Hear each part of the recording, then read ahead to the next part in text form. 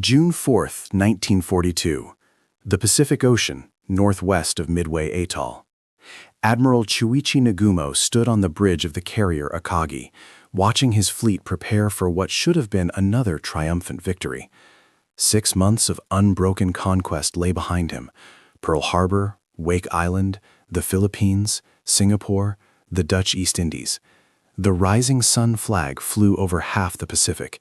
Japan's carrier strike force, the Kido Butai, was considered invincible. Then, at 10:26 a.m., the sky fell. American dive bombers screamed down through broken clouds, their wings folded back like the talons of hunting eagles. Nagumo watched in frozen horror as bombs plummeted toward his carriers, ships crammed with armed aircraft, aviation fuel, and torpedoes. The first bomb struck Akagi's flight deck with a thunderous explosion, then another, and another. Within minutes, 3 of Japan's 4 carriers were transformed into floating infernos, their steel decks buckled and twisted, their crews burned and broken. By sunset, 4 Japanese carriers, Akagi, Kaga, Soryu, and Hiryu, had been sunk or were sinking. With them went over 300 aircraft and more than 3,000 highly trained pilots, aircrew, and sailors. Japan had lost the Battle of Midway. But here's what most people don't understand. Midway wasn't just a defeat. It was the death sentence for the Imperial Japanese Navy. From that moment forward, Japan could not win the Pacific War, not because of the ships they lost, but because of something far more devastating, something that would doom every battle, every campaign, every desperate strategy that followed. This is the story of why Japan's navy was doomed after Midway, and why that doom was more complete and inevitable than anyone at the time could have imagined. To understand why Midway was so cataclysmic for Japan, we must first understand what Japan had achieved in the war's opening months. It wasn't just military success. It was a seemingly impossible string of victories that stunned the world. December 7, 1941. Pearl Harbor. In a single morning, Japanese carrier aircraft crippled the U.S. Pacific Fleet, sinking or damaging 8 battleships and destroying nearly 200 aircraft. The attack was technically brilliant, tactically audacious, and strategically devastating. Americans called it a day of infamy. The Japanese called it a miracle. But Pearl Harbor was just the beginning. Within weeks, Japanese forces swept through Southeast Asia like a tsunami. Hong Kong fell on Christmas Day. Manila fell on January 2nd. Singapore, the Gibraltar of the East, surrendered on February 15th in what British Prime Minister Winston Churchill called the worst disaster in British military history. The supposedly impregnable fortress had fallen in just 7 days of fighting. The Dutch East Indies, with its vital oil fields, collapsed by March. Burma fell, cutting off the Burma Road and isolating China. The Japanese Empire expanded by millions of square miles in just 4 months. It was the most rapid military conquest since the days of Genghis Khan. At the heart of this success was the Kido Butai, Japan's carrier strike force. Commanded by Admiral Nagumo and built around 6 fleet carriers, it was the most powerful naval aviation force the world had ever seen. Its pilots were the elite of the elite, many with thousands of hours of flight time and combat experience from the war in China. They could land on a pitching carrier deck in darkness, hit targets with devastating accuracy, and fight with a fanaticism that terrified their enemies. The Japanese Zero fighter was superior to anything the Allies could field in early 1942, faster, more maneuverable, with longer range. Japanese torpedoes were the best in the world, capable of running faster, deeper, and more reliably than American models. Japanese naval doctrine emphasized aggressive night fighting and precise gunnery. In almost every measurable category, Japan's navy was world-class. Admiral Isoroku Yamamoto, the architect of Pearl Harbor and commander of the combined fleet, understood his nation's situation with brutal clarity. Japan had started a war it could not win through attrition. America's industrial capacity was 10 times larger. Given time, the United States would build a fleet that would overwhelm Japan through sheer numbers. Yamamoto's strategy was to win the war quickly, to shatter American morale through a series of devastating defeats, forcing a negotiated peace before America's industrial might could be brought to bear. It was a gamble, and for 6 months it appeared to be working. But Yamamoto knew something else, something he'd shared with few others. I fear we have awakened a sleeping giant and filled him with terrible resolve. By May 1942, that fear would prove Japan's prophetic. strategic situation was actually far more precarious than it appeared. The empire was overextended, its forces scattered across thousands of miles of ocean and jungle. Supply lines were stretched thin. More critically, Japan's industrial capacity couldn't replace losses at anywhere near the rate of the United States. Every ship sunk, every aircraft destroyed, every pilot killed was a loss Japan could barely afford. But the most dangerous weakness wasn't material, it was doctrinal. The Japanese military culture emphasized offense, aggression, and fighting spirit over defense, logistics, and sustainability. There was no serious plan for a long war, no strategic reserves, no comprehensive training pipeline to replace combat losses. The assumption was that Japan's superior warriors would achieve victory before these things mattered. Midway would shatter that assumption forever. The Battle of Midway began with Japanese confidence and ended with Japanese catastrophe. Yamamoto's plan was ambitious: lure the American carriers into a trap, destroy them, and capture Midway Atoll as a forward base. With the American carrier force eliminated, Hawaii itself would be threatened, and the United States would be forced to negotiate. But American codebreakers had cracked Japanese naval codes. Admiral Chester Nimitz, commander of the Pacific Fleet, knew the Japanese were coming. He positioned his 3 carriers, Enterprise, Hornet, and Yorktown, northeast of Midway, in perfect ambush position. The hunters had become the hunted. The battle itself was a masterpiece of chaos and chance. Early American torpedo bomber attacks were slaughtered. 41 of 42 aircraft from Torpedo Squadron 8 were shot down, with only 1 survivor. The Japanese seemed unstoppable. Then, at the crucial moment when Japanese carriers were rearming their aircraft, switching from land attack bombs to anti-ship torpedoes, American dive bombers arrived overhead. The Japanese carriers were at their most vulnerable, flight decks crowded with armed aircraft, fuel lines running, ammunition exposed. In 5 minutes, 3 carriers were doomed. By day's end, all 4 of Nagumo's carriers were sinking. The Kido Butai had been annihilated.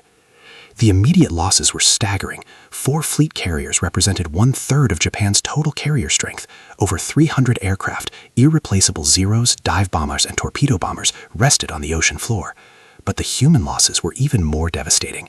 Japan lost over 3,000 men, including more than 100 of its most experienced pilots. Here's what made those pilot losses catastrophic. Japanese naval aviation training took years. A carrier pilot needed thousands of hours of flight time, extensive navigation training, and months of practice in carrier landings, one of the most difficult skills in all of aviation. Japan's pre-war training system had produced superb pilots, but it was designed for peacetime, with small classes and intensive instruction. It couldn't scale to wartime needs. If you're enjoying this journey through history, remember to subscribe to WW2 Last Stand, where we bring forgotten battles, hidden stories, and untold final stands of World War II back to life. America, by contrast, had already begun building a massive pilot training infrastructure. Flying schools were opening across the United States, capable of training thousands of pilots simultaneously. American doctrine emphasized getting adequate pilots into combat quickly, then letting them gain experience in actual operations. It wasn't as elegant as the Japanese system, but it could produce pilots at 10 times the rate. After Midway, Japan never recovered its pilot quality. The veterans who survived were pushed back into combat immediately because there weren't enough replacement pilots. They flew mission after mission, their skills degraded by exhaustion, their numbers thinned by attrition. When they finally fell, their knowledge and experience died with them. The replacement pilots who arrived had a fraction of the training time. What had been 3 years of training before the war became 18 months, then 12, then 6. By 1944, some Japanese pilots were being sent into combat with barely 100 hours of total flight time. But the doom that sealed Japan's fate after Midway went even deeper than pilot losses. The Battle of Midway exposed a truth that Japanese planners had desperately tried to ignore. Japan could not win a war of industrial production against the United States. The numbers were so lopsided they seem almost fictional. In 1942, the United States produced 47,836 aircraft. Japan produced 8,861. By 1944, American production had increased to 96,318 aircraft per year. Japan peaked at 28,180, less than 1/3 of American output. The disparity in naval construction was even more dramatic. When Japan lost those 4 carriers at Midway, replacing them was nearly impossible. Japanese shipyards were already working at maximum capacity, and the specialized construction required for aircraft carriers took years. Japan would commission only 6 more fleet carriers during the entire war, and several of those were conversions of other ship types, not purpose-built carriers. Meanwhile, American shipyards were performing industrial miracles. The Essex-class carriers, each more capable than the Akagi or Kaga, rolled out of American shipyards at a rate of nearly 1 per month by 1943. The smaller escort carriers were being built even faster. Henry Kaiser shipyards could complete one in 3 months. By war's end, the United States had commissioned over 100 aircraft carriers of all types. Japan simply couldn't compete. But it wasn't just about numbers, it was about technological innovation and quality. American carriers had better damage control systems, superior radar, more effective anti-aircraft guns, and compartmentalized design that made them harder to sink. The Japanese carriers, designed in the 1930s, lacked many of these features. When they were hit, they burned catastrophically, as Midway had proven. The same industrial disparity applied to everything. Oil. Japan had started the war partly to secure oil from the Dutch East Indies, but American submarines were already strangling Japanese tanker traffic. By 1944, oil shortages would ground Japanese aircraft and keep capital ships in port. Steel production, aluminum, rubber, electronics, in every category, America's industrial capacity dwarfed Japan's. Admiral Yamamoto had warned Japan's leaders before the war, "I can run wild for 6 months, but after that I have no expectation of success." Midway came almost exactly 6 months after Pearl Harbor. Yamamoto's prediction had been eerily accurate. Why Japan's Navy was doomed after Midway came down to simple mathematics. They could not replace what they lost, while America could replace its losses many times over. After Midway, Japan's naval strategy entered a death spiral from which it never escaped.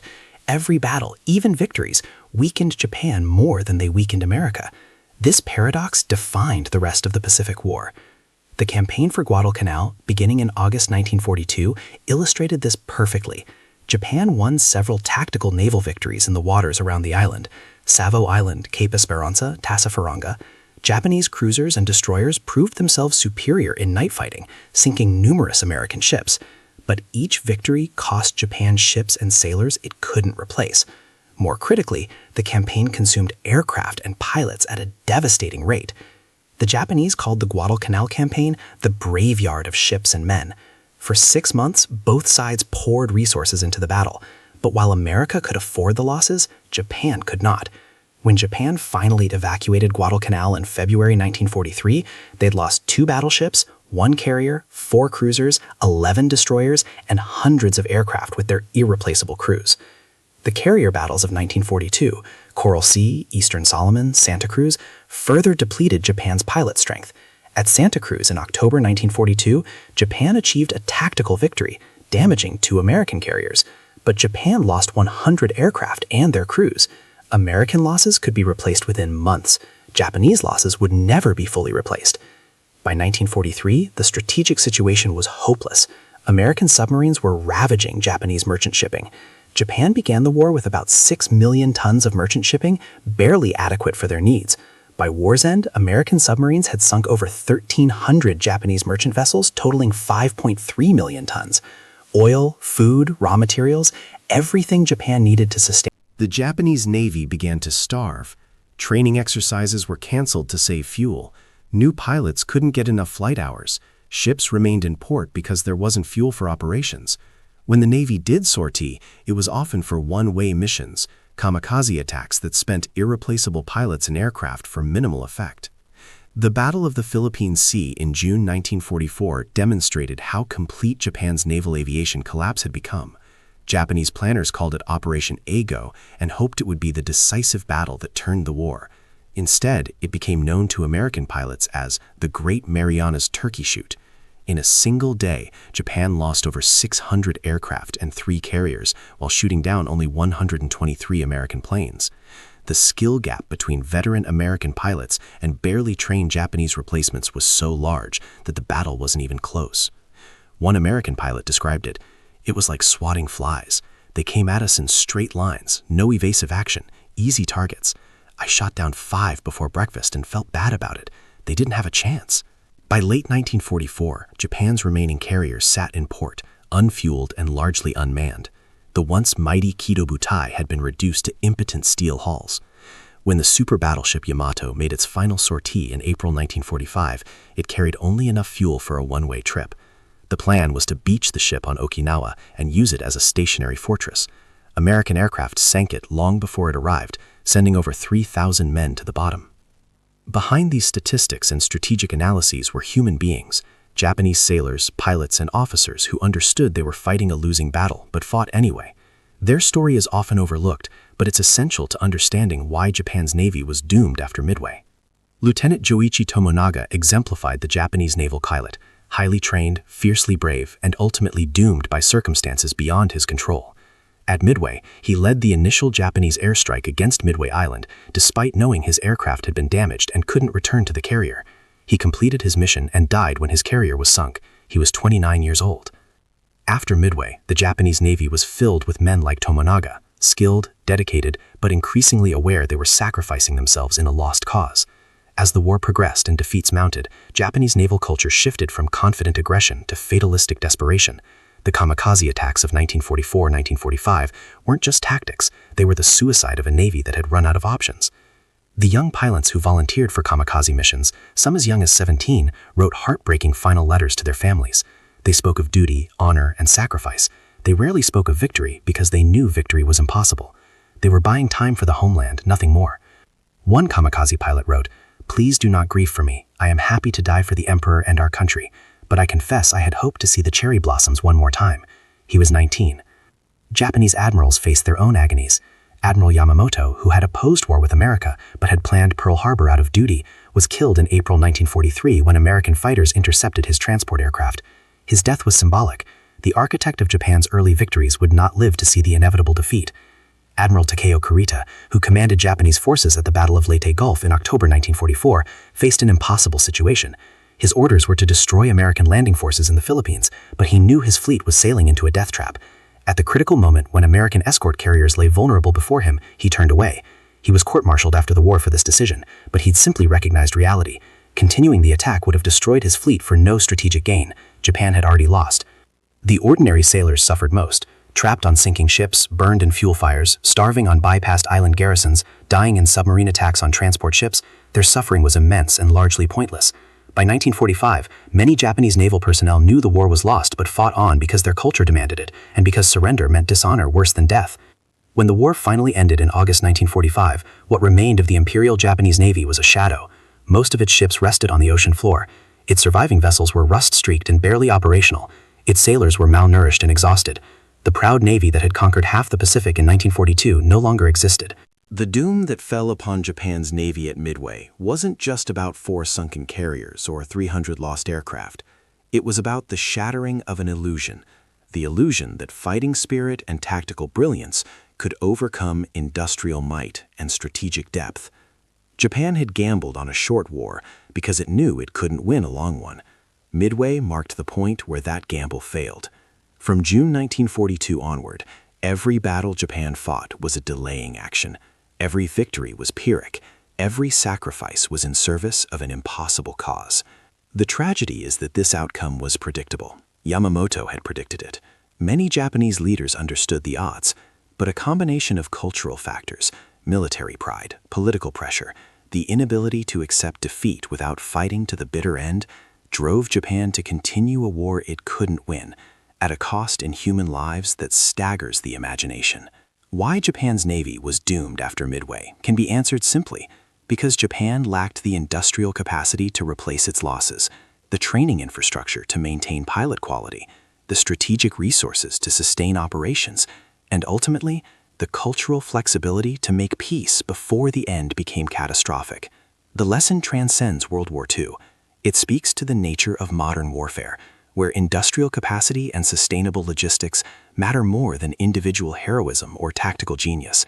It reminds us that no amount of courage can overcome fundamental strategic disadvantages, and it teaches us that knowing when to stop fighting is sometimes the greatest wisdom of all, a lesson Japan learned at terrible cost. For the men who served in Japan's navy, who fought with extraordinary bravery in a doomed cause, who died in waters from the Coral Sea to the Philippine Sea to the waters off Japan itself, their sacrifice deserves to be remembered not as a tale of villains defeated, but as a human tragedy of young men caught in the machinery of history, fighting for a cause that was lost before they ever set sail. If you want to discover more forgotten battles and untold stories from World War II, explore the WW2 Last Stand channel. Subscribe and join us as we continue to honor all those who fought, on every side, in history's greatest conflict. From the carrier decks of the Pacific to the U-boat pens of the Atlantic, from the desert sands of North Africa to the frozen steppes of Russia. These are the stories that shaped our world, because understanding history, all of history, is how we ensure it never repeats its darkest chapters.